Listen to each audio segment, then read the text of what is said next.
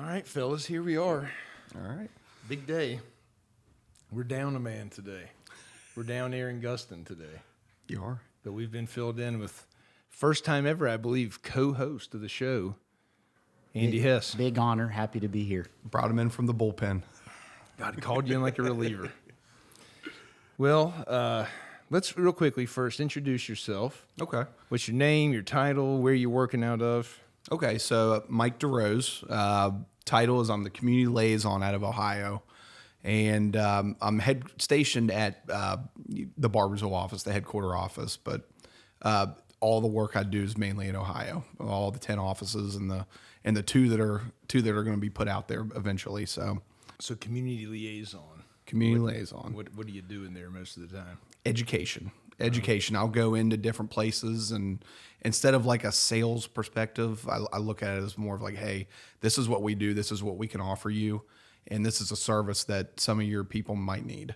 So, gotcha. Well, thanks for joining us today. Absolutely. Pleasure to have you here. How long have you been with the company now? I've been here 4 months now. Started March 11th, I believe. 4 months. And you guys knew each other beforehand, though, right? Yeah, we go back a few years. Yeah. Probably, 2 or 3 years? So I think the first time we met was the basketball season. Oh, no, before it was soccer. Soccer, yes, during Yes. COVID. That's right. Andy and Lincoln were, the YMCA soccer team. Yeah. Yep. Had some duels. Oh, Mike there was were. an opposing coach. Oh, you guys were head to head. No, I wasn't an official coach, but Oh, I see. Mike had a team where his little boy and Lincoln's team would just square off. Yeah. And they would go back and forth, trade goal for goal. It was fun. That's when they had no goalies, though. Remember that? Yeah, it was more like it was like No goalies. No goalies. That's when I score a lot. Yeah, no goalies. it's a lot like hockey, soccer hockey Yeah. type Gotcha. thing, Yeah. Yep. Well, right before we started, we were talking about there's a curse if Village Caregiving sponsors the team? Okay, so that's in baseball. Is this true? This is the past 3 years. The past 3 years has been a curse. The Oh, Village no. Caregiving has finished last, second to last, and last the past 3 years. The rumor going around though is Mike is going to take the Village Caregiving Little League team next year Yeah, I have to. and bring us what we deserve. What we deserve. You're for gonna sure. you're gonna like bring us out of the ashes. Out and of the ashes, man. return us to glory. Yes. That's yes. great news. We even get a team picture and all that good stuff, bring it to the office. I love it. I love it. We do sponsor a lot of the teams there. How many teams do we have in the youth little league softball, baseball? So we have a team in every division. So you're looking at minor B baseball, minor A baseball, major baseball. The same three for softball: major, minor A, minor B, and then you also got T-ball. So Well, if Aaron Gustin were sitting in this seat, there's a lot of pressure in this seat, by the way. He would probably ask for a sponsorship for somebody in this episode, and that's only right because we do a lot of sponsoring ourselves, don't we? yes, we do. All right. 100%. By the way, Aaron, he's traveling right now. For those of you wondering where Aaron Gustin is, he's traveling with his cousin Virgil on vacation. Went to Raleigh, North Carolina, and every week he writes a letter back to us from his travels. I haven't even opened this one yet. It's the first one he's written back home. You want to open it up, see what he says? Yeah, absolutely. See how he's doing, I guess. I'm sure he's up to something. Let's take a peek. It says, "Dear peasants, ha ha." Because he's in the big city, The big city, He's oh, down absolutely. He's down there in Raleigh. Dear peasants, ha ha. Would have written sooner, but Virgil and I have been on the go every minute since we got here and checked into the Y. It sure isn't like Barboursville where they roll up the sidewalks every night. Ha ha. Last night was really wild. We went to the arcade and played 4 games of skee ball. There was a magic store there, and I bought a tin ink blot that looks like the real thing. Can't wait to put it on Danielle's tablecloth and watch her face. Ha ha. Oh, jeez. Next, Virgil had a tie painted for him while I shot at a tin bear with an air rifle. Let me tell you, old sharpshooter Aaron really pinged up the place. Then we went in a booth where you get 4 pictures for a quarter. I was going to send you one, but it turned brown later. Have to close now. Having fun, but money sure doesn't last. Been here only 3 days and already gone through $10. Well, see you in the funny papers. Ha ha, Aaron. Isn't that nice? That's nice. Yeah. I feel stuck between an episode of the Andy Griffith Show where Barn is in Raleigh, the big city, and some sort of deep inside baseball joke here. There's no deep inside joke. Did I Aaron promise. really write that? Do you think that's Aaron, or do you Well, think? well, of course he did. Look at it. Do you think It's that's come from Raleigh. Do you think that's a Chandler writing that and putting Aaron's name on it? Well, I don't know what would give you the impersonation that has anything to do with the Andy Griffith Show. Let's get back to this. Tell us a little bit, Mike, about you're doing education, community liaison in the state of Ohio. What does that look like your day to day? You physically driving around all over the state? Physically driving around, yeah. Talk a little bit about what you've done so far. So I'll try to, just from a weekly schedule, Monday I'll be at the home office, just kind of getting things prepared for the week. Tuesday, Wednesday, Thursday, I'm out and about in the state of Ohio, going to Columbus, Cincinnati, Toledo, those places. In 4 months' time, I've already racked up about 13,000 miles on the Kona. You're good. About 13,000 miles on the Kona. So I'm already, yeah. So it's the Kona is your company vehicle? Yeah, there you go. The company vehicle. Yep. So What do you think about that? 13K in 4 months. It's a pretty good pace. I was gonna throw out there, just as anything funny or interesting stood out in your travels and meetings with these various while you're doing your liaisoning. let's see. Okay, so this is a win so far, and I'm going to have to knock on wood after this. I have not gotten a speeding ticket in Ohio yet. So that's a huge win. I'm going to knock on wood. Huge win. That's really a round of applause. I'm sorry. So I got a speeding ticket 42 hours ago. 42. Jeez. Let's see. I go through them sometimes. Everybody's been completely receptive. I mean, you visit like passport type area places, and you visit private pay, except for this one guy, this one person in Columbus. I went to do my whole thing, brought him pamphlets and knocked on the door, and then he opened it up and I said, "Hey, I'm from Village Caregiving. No thanks, not interested," and slammed the door in my face. That was the only one. I mean, that's the only one that's really stood out. What do you do in that situation? What do you do? I just Admit defeat and go to the Well, next one? I'm one of those passive aggressive type guys. So I got his card. His card was outside of the door, and I said, "Thank you so much for your time, and hope you have a great weekend." And Village Caregiving, we do this and that, and just kind of. I know he didn't respond or anything, but I know he saw it. That's funny. Well, it's persistence. Maybe he was Yeah. having a bad day, and the next time he sees that, he's like, you know what? I'll give him a second chance. Absolutely, Yeah. absolutely. Is there a phone number on your company car? Is there? No, there's not. That's big time. That's big time. Yeah, because I mentioned this because back in the early days, I was driving the company car one time, and I don't know if this is true or not, but Jeff Heflin, our nurse in the Barbersville office, who does a lot of answering of the phones out of the goodness of his heart, claims that there is one day I had the company car, a gentleman called the number of the office and was irate about a crazy man driving the car. So that it is good that the number's not on there, because That couldn't have been you. There are lots of cars out there. yeah, but this was back in the early days. There were not lots many of cars cars. out there. So you were one of maybe 2 or 3 suspects. But And you don't drive like that, though. Do you? I don't think I'm a particularly good driver. I mean, I almost killed you one time. Well, Remember? we had an accident once, but that was anybody can have that. happen. Totaled a vehicle, hit a cliff, did several 360s in the middle of an interstate. Was this before Village Caregiving days? Oh, or way long way ago. before. Okay. And then a man had to drive us home This is a wild story. This guy, the tow truck driver that loaded up Andy's car on the bed and drove us about the last 40, 50 miles back here to the Huntington area, that guy was completely out of control. What did he keep saying, Jeff? We just had a serious incident, totaled a car on the interstate. We're lucky to be okay. And Andy, I think you did end up having to go see a doc when you got home or something, right? Well, I don't remember exactly, but my head did knock the window out. Had glass like in your hair and everything else. I was I pretty don't much think fine. I actually went to the doctor, but my head definitely knocked the window out.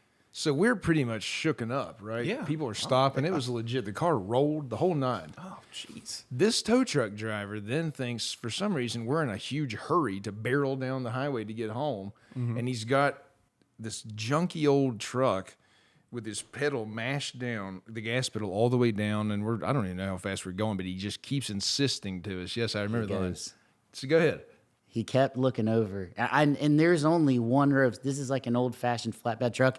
I'm literally riding in the middle where a small child would be because there's only one row of seats. Jeff's on the other side. So I'm beside the old boy doing the driving, and he keeps leaning over going, "That's all she'll do, boys." He'd say, got her wide open. Wide open, all she'll do. That's all she'll do. And wanting us to look down at his foot to prove that he had it mashed all the way down. We were like, it's fine. We're okay. Any speed you want. Just set her at 62, So we finally get off the interstate. And I know we've hijacked this. That's okay. Mike's That's thing. what always happens. So we're coming down a hill. We're off the interstate.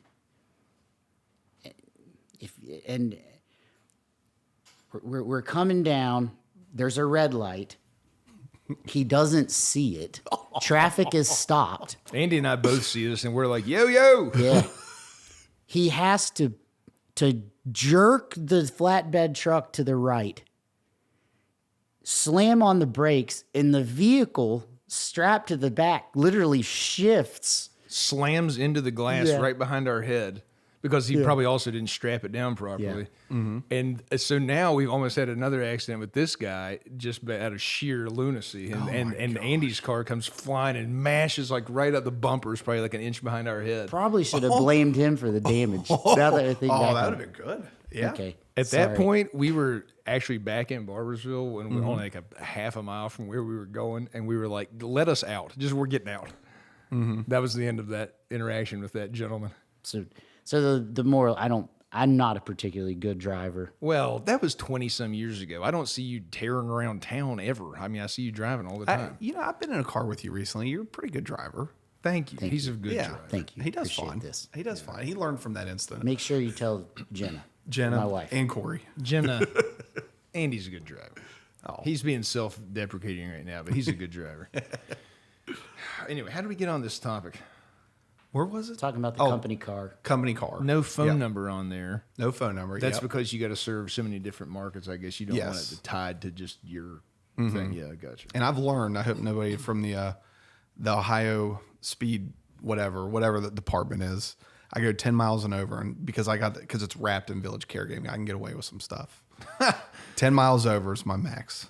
Well, good. How was your time at Village Bend so far? It's been like a dream, man. It's like the honeymoon period is worn off, but with that said, it's still like, man, am I really still working here? It's been amazing.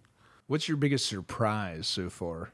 So you take the job. You came from a pretty different field, if you want to talk about that. But I had known about Village Caregiving just being in the local sports scene, the youth sports scene, being in the schools. So I was a teacher for 15 years at Village of Barbersville, in Martha Elementary School, and you'd always heard about like how great the company was just from within, and how well they treated their people, and when I got there, I mean, this is not a surprise. It's like, this real. I mean, now I'm on the inside of it. I mean, it's completely real, and then some. Like, I was welcomed with open arms from the beginning with people I'd never met before, people I'd met before like Andy and Corey, Ben. I mean, they're still helping shape me, mold me into hopefully a good employee at this company. So, what does that training look like? So Corey is our president of sales and marketing, and you work with him, obviously. I know that you do a lot because sometimes I'll walk up there in your office area and you'll have those massive like Post-it notes, like the size of your body, like slapped all over every wall, and it's got all the principles of the consultative process that we use. Talk a little bit about that. I mean, how's the training going? And it's been going great. It's been going great. So I've kind of like gone off onto my own path for now, but still, like when we first started, I mean, Corey took me in his office and kind of had like an onboarding session, and he would go through the sales plan with me. And and this is where my background of the military came in. So I was in the National Guard for 8 years, and we would go in and we would put signs all up over the tents and all up over the walls and stuff like that. And I really thought, I was like, a picture's worth 1,000 words. So I can look up, I can take a break for a second from what I'm doing, and I can look up and kind of read the sales plan and just kind of get familiar with that and memorize it. So that part really, really helped me. whenever you go to an office in Ohio and you meet with the director there, do you generally go out on the sales call, the education call, whatever, outreach, what you're doing together? Or do you just go do it and then refer them back to the director in that location? I would say it's half and half. Okay. It's half and half. So it depends on where they are in their, like, the payroll period and stuff like that. But I always make a point to report back to them. Just, hey, this is where I went.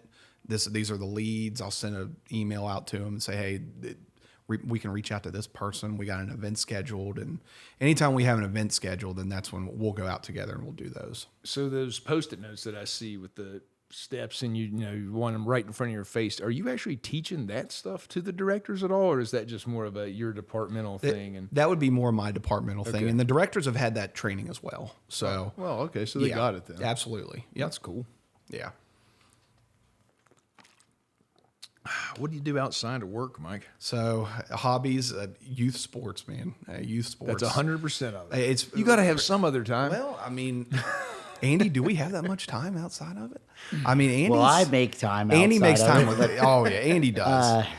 It's been between the new job for the past like 4 months, between the sports scene and just getting used to the new job and all that stuff. I really haven't had much of a life outside of it. Now, we've gone to the beach a couple times, but I mean, other than that, I mean, sports, I'll go to sporting events.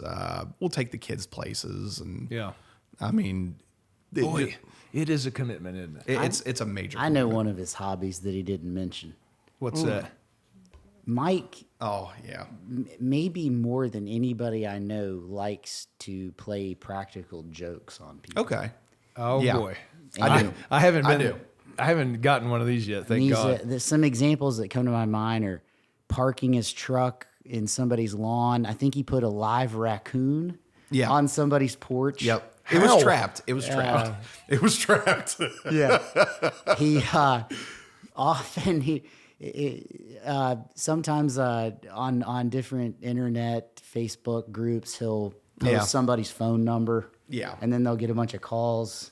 Ooh, don't do that to me. So one of my favorite, there's a guy that we coach with, and so we're a part of this baseball group, and there's so many like tryouts. You do tryouts, this, that, and I'll put up fake names up there and like, hey, try out for this team, and put this guy's phone number and name, and he'll get these ridiculous phone calls about tryouts. And Yeah, I think a couple weeks ago he showed me he had made a post for a new travel baseball team.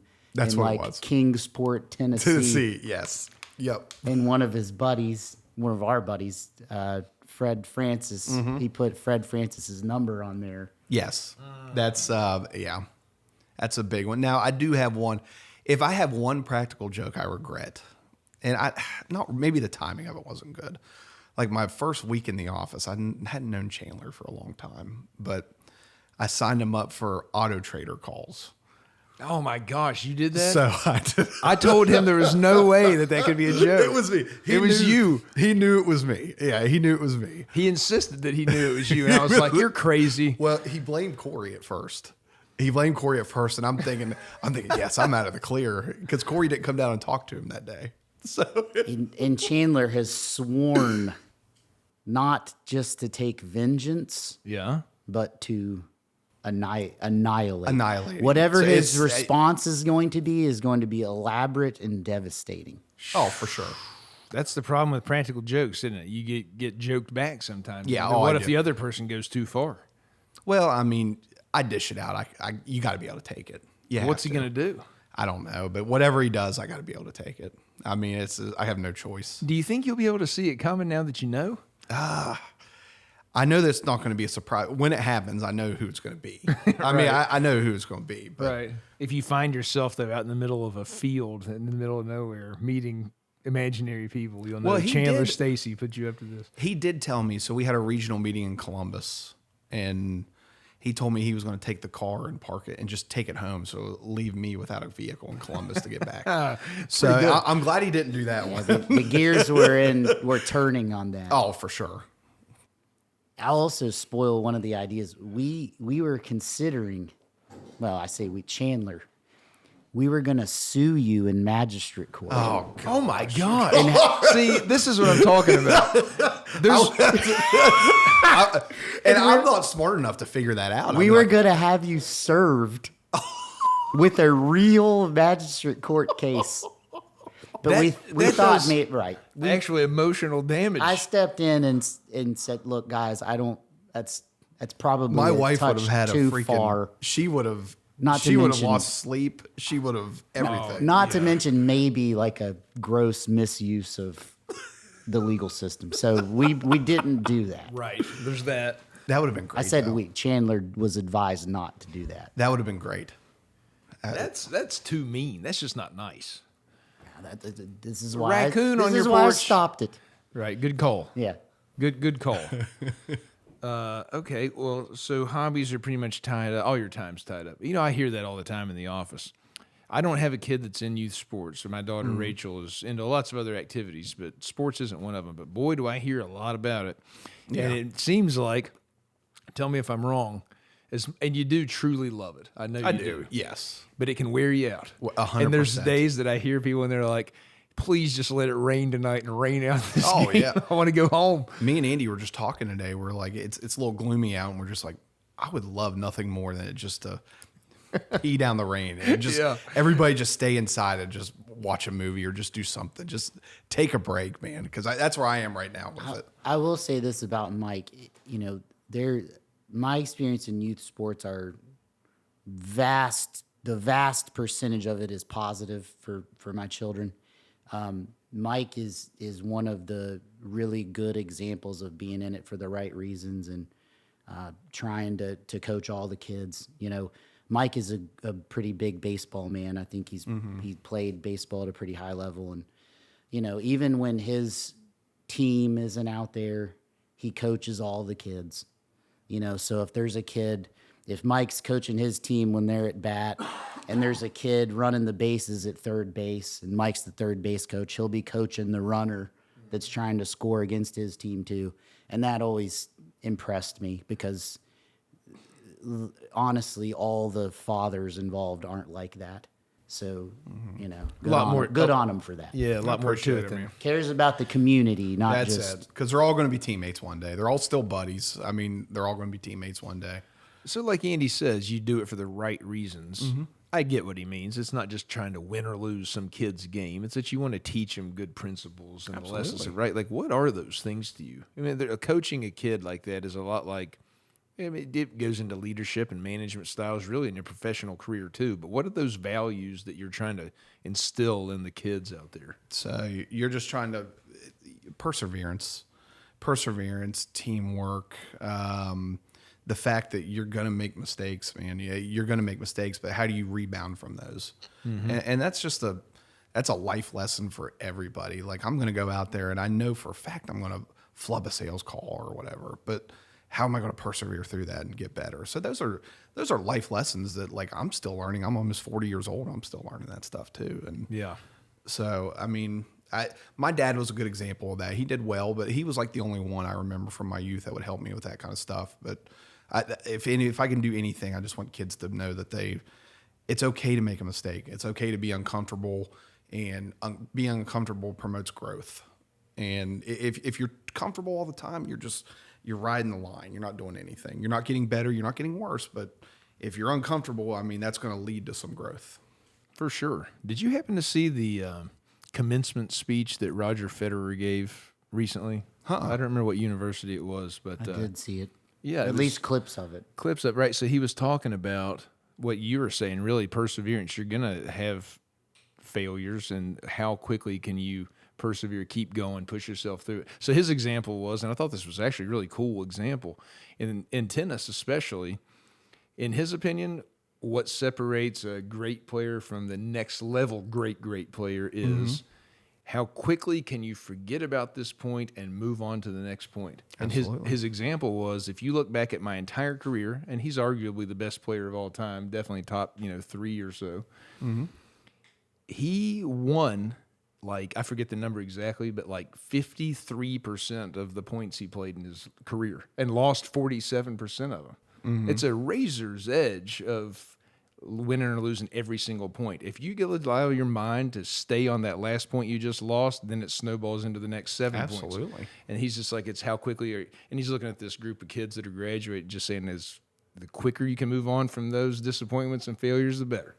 That's a great lesson. Yeah, and we would do, just to kind of piggyback off that a little bit, in the sports scenario, kids nowadays watch YouTube. I mean, we know that. We all have kids around the same age. And it's all she watches. Yeah. When you're watching YouTube, you're watching highlights. You're not watching anything else. So, I mean, all they see is the success of it. So when they go out there and they play, they think, man, I got to be just like that. And that's not the case. So, I mean, we're a little bit different generation to where we would watch live sports and live stuff, obviously, because we didn't have the highlights like YouTube back then. What's especially a sport that's susceptible to that is golf. Oh, because you watch a baseball game, you're going to see the whole game. Yeah. You watch a golf tournament on TV, you're only seeing the best shots, the best players on earth hit all day long, and it begins to look real expected and ordinary to hit from 158 yards out and have it land 6 feet from the hole. I've never thought of that before. Like that's the first time I'm really thinking about it. That's true. Right. They don't show like the tough shots or anything like that. Just the mediocre ones, the ones it's all highlights. It's literally the whole thing you watch is highlights. Absolutely. Almost. And so then you go out and you play golf, which Andy's really, really good golf. Yes. Do you play golf? I do every now and then. Every now and then. I'm not on Andy's level. I'm like a 90s person. Right. Well, I stink. So you're better than me. You're better than I am. But Angie, I mean, that's got to be your experience too. You watch the television, and every shot is like a small miracle, basically. Yeah, that's true. I mean, the bad shots aren't getting shown on TV because every day at a golf tournament, there thousands of shots are hit, and a lot of them are pretty bad. Right. Yeah. There are pros each week that even hit like duffs and drives that go 100 yards into the woods. And see, and you will see rare. those sometimes. It has to they're be so bad, right? that they show them to you. I've had this analogy for years and years. Andy's probably heard this before, but golf is so hard that it's not even meant for an amateur human being like me to go do. Because here's my analogy. You can see Tiger Woods, Scottie Scheffler, the best player on earth, step up to the tee and just pound one over in the trees, right? Yeah. Well, how am I supposed to hit the ball well if the best guy alive is doing that? You don't ever see Steph Curry or Michael Jordan shoot a three and it goes flying like out in the crowd 15 feet right? Like I can shoot basketball and it's pretty much going to hit the rim or go in or something. Yep. Golf's too hard. It is. It's insane. It is. Anyways, I'll get off of that. Nah, So, okay, you get a rain out tonight. It's gloomy. You get a rain out. You said you go home, watch a movie. What's your all-time favorite movie? So all-time favorite movie, man, that's tough. So if we're looking from like a sports type world, it's got to be. I mean, you got to go Rudy. Oh, it's a good one. Rudy's a great. You got to great go football Rudy. movie. Just the underdog story. Probably I the mean, best one. it's got to be Rudy.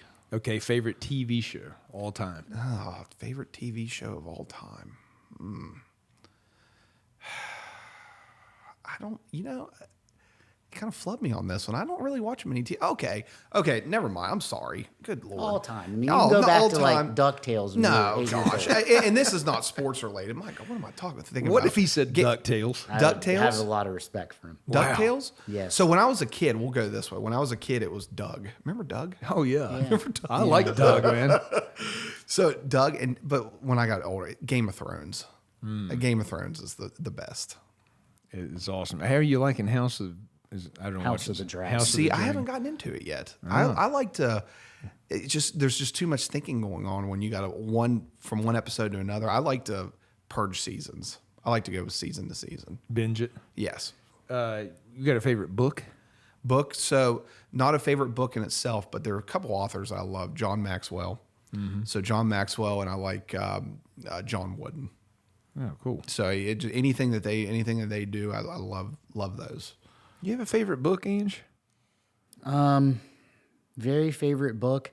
I love the book The Right Stuff about the Apollo astronauts. And it mixes in history with a little bit of creative license to tell their story and about how they hang out down there at whatever the little beach town was below Cape Canaveral, and they all raced Corvettes, and just how like going into the mind of a test pilot / astronaut and what they called pushing the envelope. And it's really cool stuff about those people and what commonalities they had between each other and the mindset it took to fly an experimental aircraft. Yeah. God, I'm such a sucker for anything around those Apollo missions. I am all in on movies, books, the whole nine. The book's great. Yeah, well, I've never read it. I'm ashamed to have to admit that to you. And it's neat because you'll have like pages and pages about just pure history, but then it'll be like John Glenn talking to, Alan Shepard about their cars. It's just, it's good. How And there was a cool. great movie about it too. Great movie. That's cool. I have a favorite book, but I'm going to reveal that on the next podcast episode with a book recommendation because I don't have it with me today. And maybe we'll get another letter from Aaron on the next one. Who knows? He'll probably be somewhere down there in Raleigh living it up. And one more thing, the title of that book, The Right Stuff, is the author's take on what it took to actually be an astronaut. They couldn't boil it down to anything. They've got the right stuff. I get it. It's something. What's the definition of anything? It's hard to explain sometimes.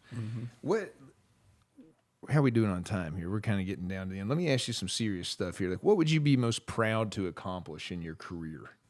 So as far as like what's already happened, so I'm going to go back into my previous life. I was voted top 5 teacher of the year in Cabell County one year. So this is about Wow. 2014, 2015-ish. That's cool. Yeah. So that was something I was Yes, proud of round of doing. applause. No, I appreciate it.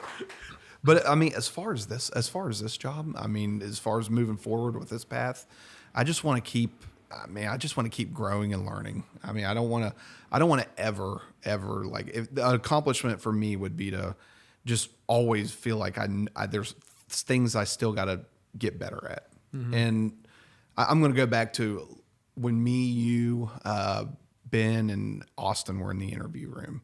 So we first started, and it's like, you said, you know what? And you're the CEO of the company, and you said, there's still things that I don't know that I'm still learning. And it's like, when a CEO of a company is telling me that, then that's huge. I mean, that's huge. That sold me just like that. It's like, I never really had any reservations, but I knew for a fact that was the right choice in my life to continue to leave the previous career and start the new one.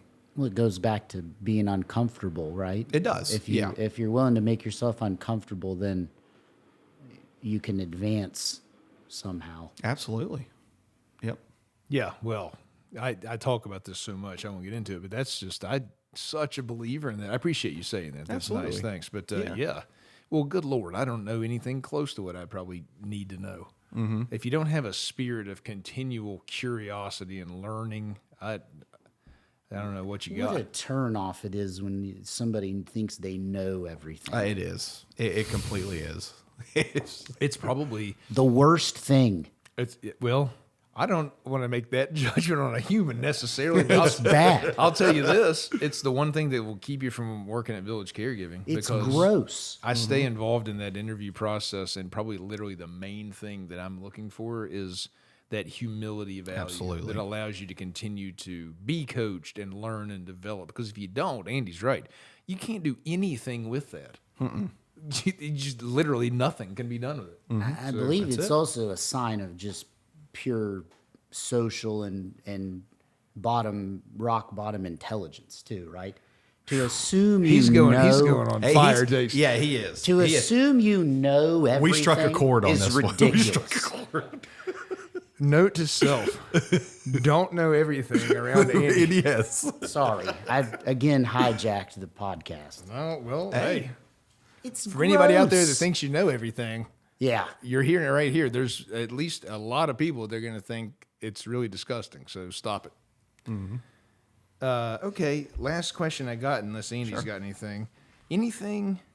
Well, actually, let me ask you one more. Sure. Last week, Nicole Morehouse, who has a community liaison role in West Virginia, was on, and I asked her, what is one sort of myth about your profession? And, you know, you're doing education as a community liaison, but in sales in general or the educational piece, what's one thing people think about, like, oh, a sales role is blank, that's really not the truth? Have you had moments like that? Well, I would think that the myth would be that we're not true salespeople. We're not. We go back to this education piece. We're kind of telling them, hey, this is what we have. And a lot of people need these services and they don't even know they're available. Yeah. So it's not like I can go up to somebody and say, hey, you need from a true sales perspective, this is Village Caregiving. You need to come with us because of this, this, and that. Well, if they don't need the service, they don't qualify for our services, then how can I sell that? So I mean, that's pretty much what it is. It's more of an education and even a marketing thing more than anything. Just, hey, this is what we can do for you. I really like that Corey has chosen that model of sales to be what absolutely. Village Caregiving stands for, because it goes along with our culture. And that's why we call it, it's consultative, or some people pronounce it consultative. It's a consultation with the client about, let's talk about what you need. For sure. And that's the way that we sell, quote unquote, our services. There's other ways to sell stuff with different tactics. You can use high pressure sales tactics and fear tactics, FOMO, like whatever. We don't play that game. This is more of an honest conversation because we're dealing with real important, high purpose stuff in home care. So I'm really proud that you guys are following that model, and cap tip to Corey for instituting that. Yeah, and it's a long game. I mean, it's not, you're not going to get like immediate results. You could, at some point you can, but like you go out and you visit people, you have lunch with them, you kind of show them what we can do. And then 2 months down the road, you're getting a referral from them. Right. So, I mean, it's a long game. It's not immediate results. So, Well, that's cool. yeah. And you got anything else you need to? no, not off the top of my head. All right. Mike, about you? Any? I was talking about Federer. You know, I had seen it on some reel or whatever online. Anything you've seen recently interesting that you'd like to leave our listeners with here? Oh, man. So, Any words of wisdom? so John Wooden, John Okay. Wooden, he won, 12 straight national basketball championships. And I read a few of his books, and like, he never once talked about the opponent. Never scouted the opponent. Well, he did. I'm sure they did some scouting, but like, he never talked about, oh, this opponent's really good, really good, really good. He focused on his team, the effort that they put in, the attitude that they portray. And that's what I've been trying to like really like instill in these youth sports kids, especially our team. We just finished our season yesterday. But we went on a really nice run, and like we would sit there and we talk about, it's all about art. How can we get better? We lose sleep at night because of our effort, our attitude going in, perseverance type stuff. So I don't know if that's what you were looking for, but like, I mean, you have one of the best coaches of all time, like focused on his team only. And Well, that's all you can control, right? yeah, That's a good your life lesson. for sure. No, that's perfectly said, man. I think that sums up a lot we do at Village. How often do you ever hear any of us at the office talking about how we need to beat X competitor? Never. I've never heard of It's one just time. about let's do our process right and work hard and do the right thing and do the best we can. Yeah. I kind of like our competitors, to be honest. And I remember you saying that. I don't know who There are you were examples with. of us actually helping people that would, or companies you would consider competitors. Yeah, like right before I got this show, in between the interview process and when I got the job, I watched a few of these podcasts, and I remember you saying that exact same thing. It's like I want to work together with our competitors. I don't want to sit here and like bash them or anything like that. We want to work together and help each other out if we can. So, yeah, Well, thanks, brother. absolutely, man. Enjoyed Thanks for it. having me. I yeah, did too. time flew by. Thanks for coming down. We'll have to do it again Oh, sometime. absolutely. Andy Hess, Yo, first time exemplary fill-in host. you were fantastic tonight, Jeff. Yeah, you were. Fantastic. Well, I'm no Aaron Gustin, but we'll hear from him next week, see how things are going in Raleigh. And we'll keep these chairs warm for you, pal. How did it feel sitting in that chair? All right. It's really big shoes to fill. Yeah. And I would, if I could just fill up a quarter of the Aaron Gustin cup, I would feel really honored to have done that well. So, Yeah, well, he's a natural. well, looking forward to having you back, Aaron. Okay. All right. Cheers, guys. Cheers, guys. Clink. Thank you very much. Thank you, guys.